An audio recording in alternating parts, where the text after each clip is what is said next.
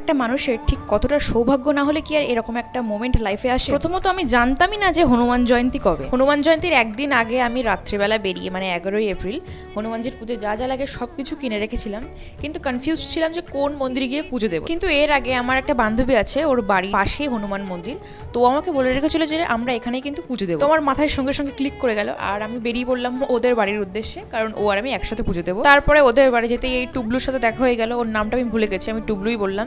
তারপর এখানে বনমালী ফুল পাচ্ছেন, তারপরে আমরা গেলাম একসাথে পুজো দিতে। আর এই যে হনুমান মন্দিরটা তোমরা দেখছো, এই হনুমান মন্দিরটা ঠিক রামনবমীর দিনই উদ্বোধন হয়েছিল, আর ঠিকঠাক 6 দিন পরে হনুমান জয়ন্তী। তো এখানে তো পুজো দেওয়াটা একদম মানে সৌভাগ্যের বিষয় বলতে পারবো আমি। তাছাড়া আমরা দুজন প্রায় ঠিকঠাক সময় পৌঁছে গেছিলাম, গিয়ে ওখানে মোমবাতি দিয়ে আরতি করলাম, ধূপ দিয়ে আরতি করলাম।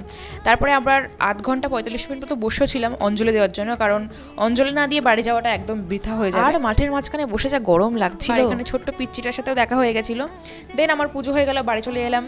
আর এখানে প্রসাদে ছিল লাড্ডু, এছাড়াও প্রসাদে ছিল 2টো কাঁঠালি কলা। তো ব্যাস এইভাবে আমার দিনটা গেল। ওনার ইচ্ছা না থাকলে কখনোই এই দিনটা আমার লাইফে আসতো না। তো চলো টাটা, নেক্সট কোনো একটা ভিডিও দেখা হবে। জয় বজরঙ্গবলী।